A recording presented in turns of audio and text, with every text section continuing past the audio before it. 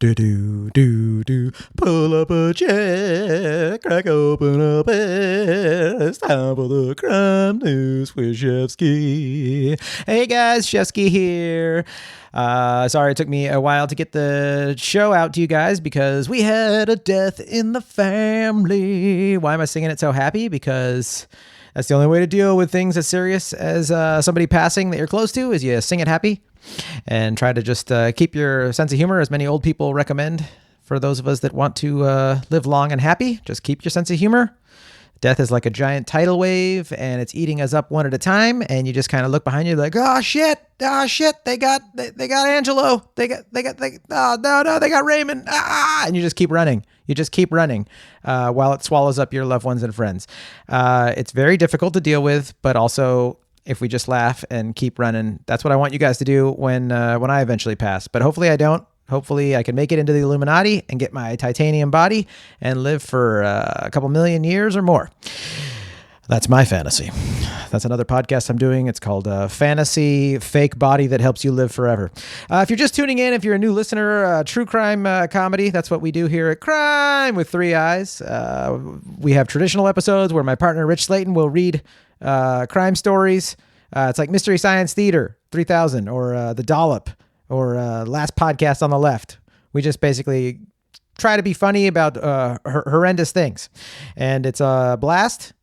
And I'm glad you guys are here listening. If you are a longtime listener or a Patreon subscriber or just a supporter of the show, thank you for sharing the show. If you haven't shared the show yet, click that share button right now. Share it. I appreciate it. You guys are the best. Give us a 5-star review and a rating. This episode's going to be great. I'm excited, guys. It comes to you from Al Bon Me Sandwich Bamani. He's given us a bunch of good stories to do. And I will do some shout outs. I'll tell you what's going on, what the stories are going to be in a second. Let's see what we got. Meet the real estate appraiser of the world's most gruesome murder sites. No, that's not me. I'm not an appraiser. I'm a real estate agent, but I saw real estate and murder, and I was like, I gotta do this story on my crime podcast, fellers. Move out of the way. Other stories we got Maryland man appears to attack federally protected pelican in a viral video, which just makes me sick to think anyone would attack a human or an animal. And then we got woman claims demon told her to steal rental car. Those 3 stories and several more on this episode of CRiiiME News. I just want to say I've been riffing. I've been having fun, but I want to say we lost my Uncle Al, my wife's dad's brother, last week, and it's been very difficult. My father-in-law is very close to his brother, and we were all very close family, so it's been difficult, and I appreciate all the love and support and people that have been messaging me and whatnot. And Claire at Heart Handmade has been so sweet. She's checked in on me and shared her stories of loss, and I just want to let you guys know how much I appreciate that kind of stuff. And I also, Ketelson, our friend and sponsor from A Piece That Remains, has had a horrifying loss in her life recently. So D, our heart goes out to you. We love you. And I'm sure all of you who are not just crime fans, but also just comedy fans know that the comedy community lost one of the sweetest people. He was like a giant little boy. Brody Stevens passed, and it has been very difficult. We've got so many holes in our comedy heart of people that we've lost, and it's been tough. But you know what? We're gonna keep on trucking, and as we say in my family, keep on trucking, keep on fucking. Actually, no one says that in my family except for me just now, but we're gonna start saying it because it's important to keep on trucking and hold the torch of light. L'chaim. Just think of the chai symbol. L'chaim. In happy news, Slayton booked another season of Clash Royale video game show color commentary. So if you watch that show, if you're between the ages of 7 and 9, then you watch the show that Slayton is color commentary on. You're going to see him up there, pretending like video games is a real sport. But no, we're happy for him. We're happy for Slayton. Congratulations, Slayton. Patreon subscribers, we love you guys. Thank you so much for supporting us. Thank you for, I love interacting with you guys. I love making like bonus content for you guys. I know the bonus content has been thin lately because everything's been nuts. But thanks for hanging in there. We got bonus stickers coming out with your regular sticker of the month. Thank you to our sponsors, A Piece That Remains, a Piece that remains.com, or A Piece That Remains, a Peace that remains.com. She bought both domain names because I constantly misspell it during the ad read. Thank you, Dee, for that. Go support Dee. Send her a message. Just tell her you're thinking about her and you got condolences for her and you love her, because Dee is just the sweetest human being ever. And if you feel inclined to support her, get a painting from her. She does great art. She does cool art. It comes from the heart. And you know what they say, if it comes from the heart, it comes from the shart. So hit Dee up and get some artwork from her. And James Hetfield has laryngitis, otherwise he'd be doing the ad read right now. And our other sponsor, C3 Risk and Insurance Services. Hit up C3 Risk and Insurance Services. Tell them we said shalom. Tell Joe Erle you want an insurance policy. He can find you the best deals on any kind of insurance you want. If you get a policy with Joe, guess what? You get $25 to Amazon. Who doesn't want to give $25 to the Amazon rainforest, right? And support that baby. It's an important habitat. It's the lungs of our planet. Oh no, the $25 goes towards the company, the consumer products company. Well, get that $25 also. But let me tell you something. Get the $25 from Joe Erle. Buy something cool on Amazon, but also maybe donate $25 to Land Forest Reserve. There's a lot of really cool. You can look at Jane Goodall's Instagram. Go there, give her some money. She does great stuff with the environment, with ecosystems, with protecting animals and important things. I know we forget about them. We're over. I'm in the West. I'm over here. You know, we're driving our trucks in the dirt. We're going hiking, and you know we're in the city, forgetting that there's even trees and nature out there. But it's important. You want the Amazon to keep thriving. You want the indigenous people there to keep thriving. So if you can support it, awesome. I don't have any money right now, but I'm letting you guys know that, once I get some money, I think I've sent like $30 here and there, but it's difficult. It's difficult to support the Amazon. I spend more money with Amazon.com than the actual Amazon. That's why our planet is going to die. Shout out to the Girls Night Out Club. Geraldine, our Venezuelan homegirl. We love you guys. Girls Night Out. What is up? Sorry, Mom, to Girls Night Out. I hope you guys are being silly and having fun, because that is how life has got to be. We got to be silly. We got to have fun. Our first story, woman claims demon told her to steal rental car. Jacksonville, Florida. A woman was arrested after stealing an SUV from an Ace Rent-A-Car. That's Ace Ventura Rent-A-Car. Alrighty then. WJXT reports that Gardena McCullough, 23, appeared in court Friday morning on car theft charges with a bond set at $15,003. I wonder why they had to put that $3 on there. Well, she used half a tank, Your Honor. Or half a gallon, Your Honor. I messed up on my riff. Can I take this over? No, I'm not editing today. I don't have time. I have a family event I have to go to. I can't edit. That's why you're already like, this podcast is really drawn out, John. It took you 10 minutes to get to the fucking story. Well, I can't edit today. God damn it. Sorry, Mom. I'm just trying to be silly and have fun here. McCullough was arrested after stealing a Toyota RAV4. What a weak car to steal. Ugh, a RAV4? It's like if you have to buy a RAV4 because that's where your life's at. You're like, it's kind of an SUV. It's like an SUV that can't really do anything. Then buy the RAV4. But if you're going to steal a car, oh, dude, Toyota's they've got, what do they got? They got so many, dude, they crush it. Get one of those Tundras or a Tacoma or something like that, or a 4Runner, a RAV4. Oh, okay, listen to me. Look at me over here. I'm not criticizing her for stealing. I'm criticizing her for stealing the wrong thing. What kind of judge would I be? Guilty. I'm sorry for stealing. You're not guilty of stealing. Guilty of getting a weak automobile, you puss. She found less than a mile away, hiding at a hotel. You mean just staying at a hotel, right? What do you mean? Was she hiding behind the dresser? On the scene, McCullough told a local news station, quote, "Demons told me to do it. I didn't take it. Demons took it." Oh, that reminds me of a great Waylon Jennings song. The devil made me do it the first time. Second time I did it on my own. Yeah. She continued, quote, "I tried to rent it, but y'all didn't want me to rent a car. Y'all talking about how y'all didn't have any cars to rent, so I stole y'all's." That is fucking hilarious. I love this girl already. If I was the judge, I'd be like, "Your quotes have been terrific, ma'am, and I'm not going to arrest y'all. Y'all are free to go." Police found McCullough hiding in a hotel room. When they eventually got into a room, they handcuffed her and put her in a patrol car. Wow, I'm glad that was added to the article, because I was wondering, what What do police do when they arrest you? Do they handcuff you and put you in a patrol car? Yeah, that's what they always do. Oh, maybe they were like, they didn't shoot her. We should put that in the article so that people realize not all cops are shooting everybody all day. Friday morning when she appeared in court, McCullough was wearing a red jumpsuit, indicating that she requires extra attention at the jail. Is that what it indicates? I thought it indicates that your favorite movie is The Royal Tenenbaums and you want to be the Ben Stiller character for Halloween. McCullough has prior arrests in her record, including charges of trespassing, resisting police, theft of a firearm, battery of a law enforcement officer, and more. Wow, they're saying it like it's her credits. And more. Call now and you'll see that McCullough's got all these things and more. But wait, she's due back in court on March 28th, which in Spanish is 28. You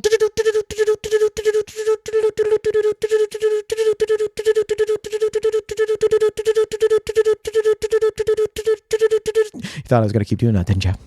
Maryland man appears to attack federally protected pelican in viral video. What a dick. I can't fight a fellow human in a boxing ring. No, I got to pick on a fucking animal. The story comes to us from Lillian Reed and our Randall County man. Oh, this is a tongue twister. An Anne Arundel County man may be facing legal trouble after he posted a video to a social media Thursday that appears to show him attacking a federally protected pelican in the Florida Keys. Where's an alligator when you need one? Am I right, folks? Oh, Florida, you're such a wonderful place. Florida. Florida's like America's Australia. We should just like build a trench. What's the state above Florida? Anyone know? I don't have a map in front of me. I know there's a state above Florida because it's not Cuba. So Florida's attached to us. Is it Alabama? What is it? I got to look it up. Let me look it up. Can I look it up while I'm recording if I'm not editing? Is that a douchey thing to do? Listen, I'm checking it out. Let's see. U.S. map. I'm typing with one hand, guys. Oh, it's Georgia. It's Georgia. Guys, I didn't go to college for maps, okay? I'm not Buster from Arrested Development. It's Georgia, and it's... Oh, this map won't load fast enough. Oh, it's Alabama. Did I say Alabama? It's Alabama and Georgia. Okay, well, that's pretty sweet, right? Now, look at you learn something new every day, Shefsky. Here you go. So let's go back to the story here. I'm doing this by myself. This isn't the Rogan podcast. I don't have a Jamie clicking things for me, all right? I got to do this on my own here, guy. Hunter Hardesty of Davidsville posted the widely criticized video Thursday to his Facebook account, which was geotagged to Key West, Florida. The video begins with Hardesty appearing to lean over a harbor's edge holding out something in his hand. The pelican floats closer, and Hardesty appears to jump into the water on top of the pelican, causing both to dunk beneath the water's surface. When the two reemerge, Hardesty appears to grasp the bird with two hands, while others not pictured on camera can be heard laughing. A woman not pictured asks Hardesty to get out of the water or else she would call authorities. The pelican seizes up on the opportunity and snaps its beak across the man's face, causing him to release the bird. Go get him, pelican. Get out of there. I'm a meat eater, folks. I'm not a vegan. I wish I was. I wish I had the willpower and the body to handle vegan food, but I'm not. I eat meat. But you know what? There is a thing called being reasonable and rational. And it's one thing to be like, look, I got to eat. Give me that meat. I'm going to eat it.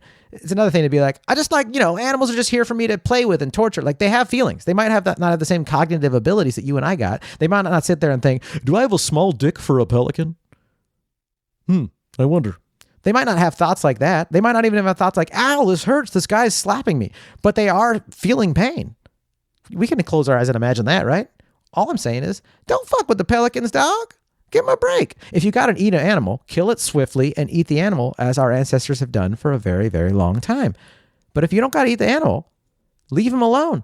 Leave him in his ecosystem, brah. That's all I'm saying. Listen, I love fooling around. I love wrestling a dog, here and there, but a friendly wrestle with a dog that you or your friends own that is just, you're having a good time. You're not going up to a chihuahua in the streets of Baja and tackling it, right?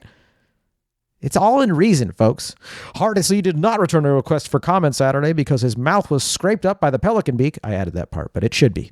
Many on social media lashed out at the stunt on Hardesty's personal Facebook page, calling the move cruel and stating that he had reported him to Florida law enforcement.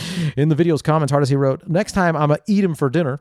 That is a pretty funny way to respond. Wonder what they taste like. That's still pretty funny, guys. That is funny. It's cruel and awful, but he sounds like a funny redneck, and I can't deny the funny redneck inside me enjoys some humor. The investigative department of Florida Fish and Wildlife Conservation Commission is working with the state's attorneys to determine what charges might be appropriate, said Officer Bobby Doob, which is an awesome name. Bobby Doob. I call my baby little Doobs, so that's pretty funny. Baby Doob. A spokesman for the commission's Florida Keys division. Quote, "We never want to harm wildlife, and that's what he's doing," Doob said. He was enticing the pelican and then jumped on it, unquote. Wow. These quotes are just brilliant. I'm telling you, the internet is dumbing us all down. Doob said the footage appeared to take place at Key West Seaport and features a brown pelican. Ooh, now you're in big trouble, buddy. Now the internet's going to get super mad. If it was a white pelican, everyone would be like, is the white pelican straight and white? Was it a male pelican? Whatever. He had it coming, right? It's a power struggle. He deserves it. But this brown pelican, now we're all pissed off. Authorities are considering whether animal cruelty charges are appropriate, Doob said. Yeah, they're appropriate, although I didn't watch the video yet. So, and seeing how the internet does overreact to stuff, and some of my hysterical, offended friends might be panicking. The guy might have actually just jumped in the water and been petting the pelican. I didn't watch the video. But I think, it's better in our chance to err on the side of caution and give this guy the death penalty. Meet the world's real estate appraiser of the world's most gruesome murder sites. Randall Bell has appraised the sites of the most notorious crime scenes in history, from the Jean-Benet Ramsey house to Heaven's Gate Mansion. Oh my God. I can't imagine trying to sell those houses. I've only been a real estate agent for a very short time, so I haven't had to try to sell a murder scene house. But how do you do that? Because you got to be honest with people. You can't pretend it's just a murder, no big deal. You got to tell them and just so you know, someone had their head split open on this area over here where you're going to be trying to have dinner with your family. You can't gloss over that either. I mean, hell, I was showing somebody a house that was by a freeway, and I took a good 7 minutes to explain to them about the noise of the freeway and how right now they might be excited to see the house, but eventually they're going to hear the freeway. So are they okay with, when they're in their backyard trying to smoke a cigarette or a joint or a cigar, that they're going to hear cars going by? I mean, that was just for a freeway. How do you do it for a murder? All right. How do you folks like this house? It's 3,200 square feet, 4 bedrooms, 5 bathrooms, a wonderful game room where a family was slaying. Don't worry, they poured Coca-Cola all over the bloodstains. They have been taken out, and the carpet was replaced. And if you look over here, you'll see the kitchen has been redone. That's quartz. That's right. Not court, where they took the murderer to, and he was found guilty of 5 counts of brutal murder. Yes, that's right. Would you guys like to make a purchase offer? Should we put it in writing? All my real estate agent friends will probably like that riff. Let's get back to the article. Brokering O.J. Simpson's house in Los Angeles was one of Randall Bell's first jobs in the crime scene industry. Oh, wow. That's trippy. I don't think I could sell the house because I wouldn't want to walk through it myself. I'd pass it off to another agent. I tell my buddy Austin, who's a little younger and more strapping, I'd be like, "Are you strong in the stomach? Can you sell this murder house for me?" And I bet Austin would do it because Austin's got balls if he's listening. Shout out to Austin right there. Oh, quote, this is, I'll tell you a bizarre one, Randall Bell says. His tone is so cheery that I half expect him to launch into a recounting of his fondest childhood memory or a ranking of his favorite Ben & Jerry's ice cream flavors. But instead, he tells a story about a property he appraised where a family who had recently moved in discovered a bullet hole in the daughter's closet. The father followed the trajectory the bullet hole would have taken onto the stumble of a gruesome crime scene in the basement. Oh my God. That's just the trippy, no one likes basements, especially in SoCal. Anytime I've showed a few places that have basements and people are like, "Oh God, a basement?" I love basements. I've had friends in the Midwest. I mean, I love going into basements. To me is like party time. That's where you watch scary movies and hang out and, go through your friends' parents' nudie magazines when you're kids. Basements are badass, but when I've shown some people, they're like, "Oh, basements are scary." So then you tell them this story and they're like, "Yeah, see, I told you, Shefsky, people are getting murdered in those puppies." While such a scene would permanently scar most people, it's not that unusual for Bell, a PhD in sociology, who for the past few decades has worked as an appraiser for stigmatized, unquote, real estate properties, murder, crime, and disaster sites around the world. He's consulted on the house where Nicole Brown Simpson was killed, the Flight 93 crash site, the Heaven's Gate mansion, and the site of the Manson family murders. His clients range from insurance companies to lawyers to federal governments to families around the kitchen table. Basically, whoever's going through a tragedy. He's not into the macabre. Oh, just like me. Somehow he just got in. It's like me getting into a crime story. It's like, I don't want to talk about this shit. And then somehow you just get into it and you're like, how am I the guy talking about this shit? He insists, just driven by the need to help people when they are going through their difficult times. I was inspired just by the need to riff, but I guess it also helps people, which makes me feel good too. If it does, it helps me. I hope it helps you. I've had a few listeners tell me it helps them. And, laughter is the best medicine. Doctor prescribed me 5 riffs and call me in the morning. Quote, for some reason, I'm able to handle a high level of trauma, he says. Quote, I look at my whole career built around helping people through really tough situations, unquote. Rolling Stone caught up with Bell to discuss satanic worshipers, the creepiest part about the Heaven's Gate mansion, and what exactly makes the Jeffrey Dahmer property so special. All right, let's read some of the stuff. Here we go. So how exactly do you get into this line of work? Well, the short answer is I was appraising commercial real estate for years here in SoCal. And quite honestly, I got a little routine. Oh man, this guy's here in SoCal. I wonder if I'm going to end up meeting this guy in one of my real estate circles. Holy shit. And I'm going to be like, did you hear the episode on crime? And he's like, you did an episode on crime with me? And I'll be like, hell yeah. And then hopefully he's going to be like, dude, let's go out for sushi. And I'll be like, sushi? Let's go to Sugarfish. He'll be like, no, let's go to an omakase place. It's like $300 a plate. I'm buying you all Toro and I'm going to suck this guy's dick in the bathroom. And he's going to be like, dude, that was the best blowjob ever. I am so stoked that you're doing real estate and that I know you, Shefsky. And I'm like, hell yeah, let's go out for Thursday every Thursday, sushi every Thursday. And he's going to be like, hell yeah. And then I'm a fist bump and be like, but I'm not sucking your dick ever again. And he'll be like, that's cool, dude. That was just a one-time thing. And it was just to prove to me that you really like me and that you respect what I do by selling houses where people have been murdered at. And I'll be like, dude, hell yeah. I applied to law school and miraculously was admitted, and I was in my backyard in the pool the weekend before classes started, and I thought, quote, you know what? I don't know if the world needs another lawyer, unquote. I thought, quote, what if I apply my skill on this, on what creates value and how to measure value? And I turn it upside down, and I look at what creates losses in value. I thought it would be fascinating because I think I have adult ADD. I like interesting, challenging things. I thought, I'm going to go for it. Back in those days, we had these things called fax machines. Oh, he's old. And I faxed my resignation to law school, and I told all my clients I would only do real estate that had been damaged in some respect.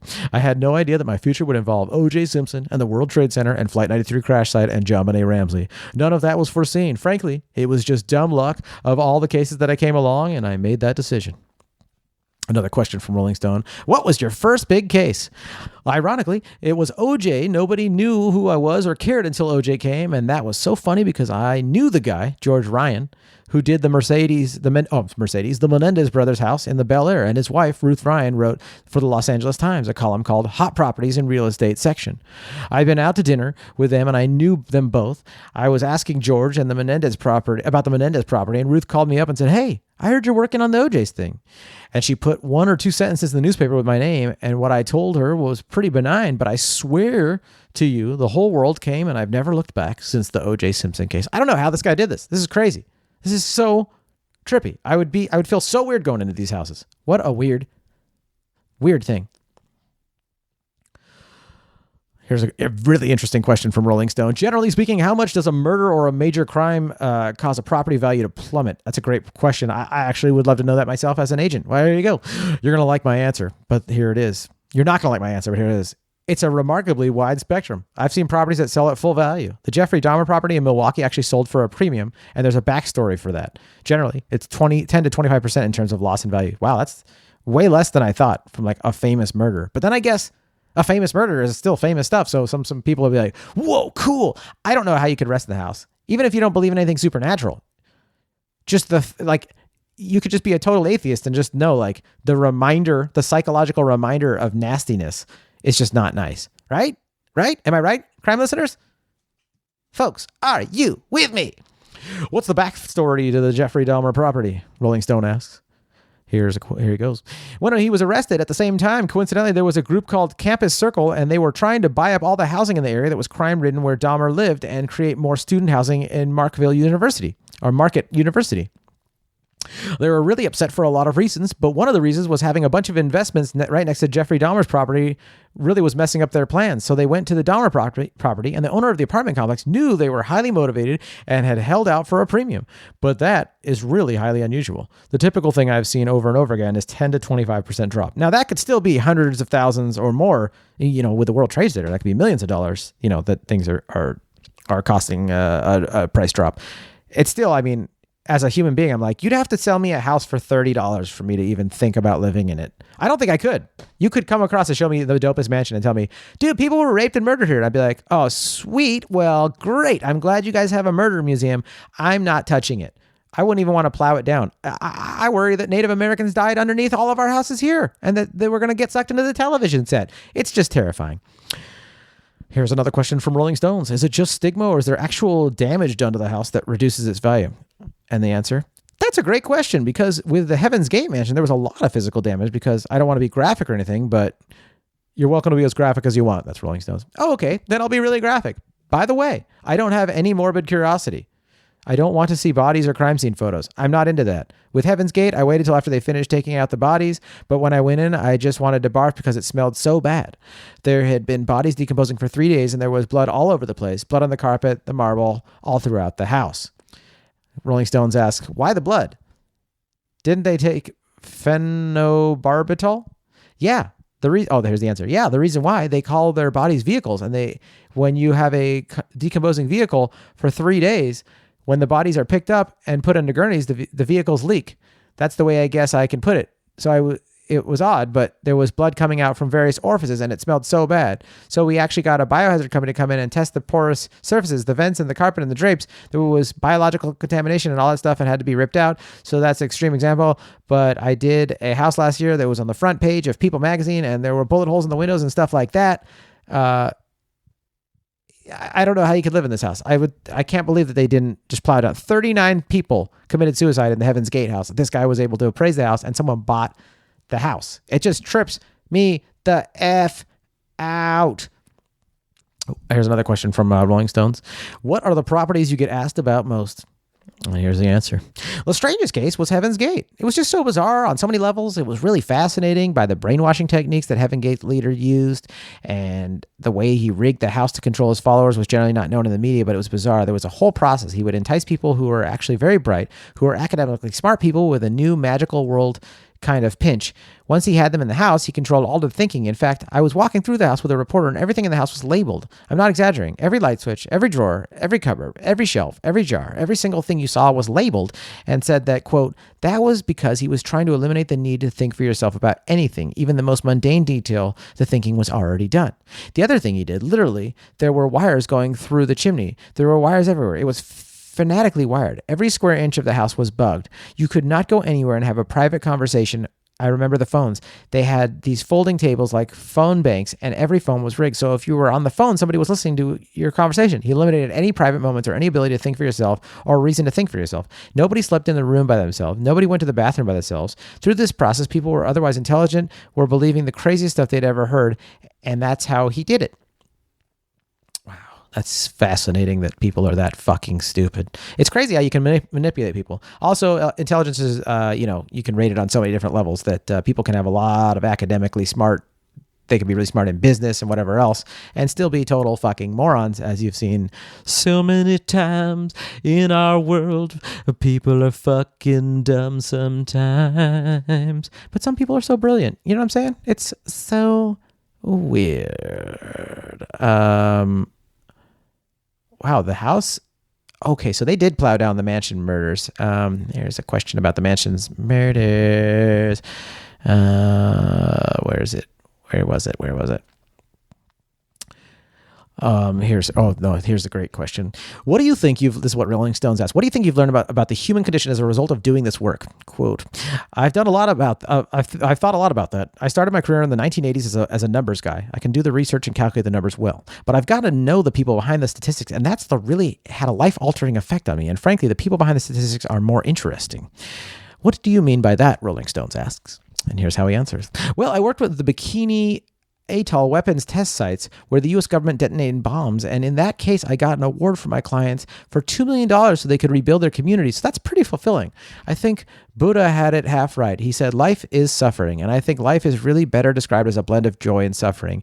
And we need to learn to embrace both of them because then your quality of life will suffer as a consequence. Maybe he's saying that if you don't embrace both of them, your quality of life will suffer as a consequence. Dude, that's a pretty interesting sentence, but I'm just not sure exactly what you're saying. But I get what he's saying, though. Life, I mean, it is. You can't not suffer. You got to suffer so that you appreciate the good, right? Anyone who doesn't suffer or hasn't suffered enough creates suffering for themselves anyways, right? I don't know. What am I doing here? I'm a fucking comedian trying to do some sort of like a psychological, don't worry, guys. Shefsky Robbins over here telling you the posy stuff. You know what I'm saying? I'm trying to just pass on the good stuff, be a shining light. I'm sorry, guys. I don't know what I'm fucking talking about. Here's Rolling Stones again. You said you weren't really a macabre guy, but talking to you, I mean, you're very cheerful for someone who sees the byproduct of so many horrific crimes. What would you say you've learned about yourself as a result of doing this job? And here's his answer. I have a high threshold for drama for some reason. I really do. I volunteer with prisoners at San Quentin and at Orange County Jail. For some reason, I'm able to handle a high level of trauma. That being said, I don't look at the macabre. I look at my whole career built around helping people through really tough situations because while people are freaking out and are in total shock and their lives are destroyed, I can walk in a house. I'm acclimated to this, and I'm able to give them sound advice and sound information to help them through it, at least in part, and in some way make their life a little bit better and take some of the stress off of them. I'm not here to gawk at the murders and the suicides, but I love helping people through really tough times. It's kind of like a fireman helping people in horrible auto accidents. I'm there to help. I'm not there to gawk and share and be a voyeur. Oh, wow. What an interesting article. Rolling Stone kicks ass. Rolling Stone's like the original Vice. You know what I mean? They go into stuff where like all of us with our morbid curiosities can read a Rolling Stone article, Hunter Thompson kind of stuff where you're just like, whoa, I got to hear more. But it's just got that classic, Rolling Stone coolness to it that I just love. This article is by E.J. Dickinson from Rolling Stone. E.J. kick ass. The photos in the article was it Steve Granite's. Great article by Rolling Stone. Just love it. Came out March 7th on one of my best friend's birthdays. March has got a lot of great birthdays. Shout out to a bunch of people for their birthdays this month. Chris Cervantes, Adam Flemmenbaum, Joey, Uncle Joey, Zoe Shelton, Adam Todd Brown from Unpops, Kamel Alloway from J-Doc Seafood. I mean, folks, great birthdays. Happy birthdays to all y'all motherfuckers. I gotta meet Randall Bell. I gotta get Randall Bell on Fantasy House. I would love to hear if this guy has a trippy fantasy house that's been inspired and influenced by all of his weird, horrific houses he's been to. He's probably got like either a super posy Buddhist house or like a house that's on lockdown to keep him safe from like natural disasters. Oh God, that'd be great. I would love to get this guy. I'm going to get him on Fantasy House. If anybody is listening that wants to email Randall Bell and recommend him to go on Shefsky's Fantasy House podcast, do it. Email Randall Bell. He's a real estate appraiser. I'm going to find him. If we all email him, dude, just think about it. If you're listening to this right now, if you, me, dude, he'll get thousands of emails. How cool will that be? He'll probably be like, holy shit, I'm blowing up over this fantasy house thing. Guys, that's been the episode of CRiiiME News. Thank you for tuning in to CRiiiME News. Hey! You guys have been so much fun. I want you guys to be silly, have fun. Give us a 5-star review. Subscribe to our Patreon, our Sticker of the Month Club, or just send us some bucks every month. Like if you send us $4 a month, that's $1 an episode. That's nothing. It's nothing. You spend that on coffee at Starbucks. And this is better than coffee because you know what? We don't make you shit while you're driving. Or unless we do. Unless you laugh hard enough that you poop sometimes. That'd be good. Sign up, guys. Subscribe to Fantasy House. Give us reviews. It's a brand new podcast. I made it for the Patreon subscribers of CRiiiME. It inspired me. I started making it on its own. So go on iTunes. It's on Laughable. It's on a lot of platforms. Just subscribe to Fantasy House. Give us a 5-star review. Support our sponsors. And be silly. Have fun. Love you guys. I really do. Ciao.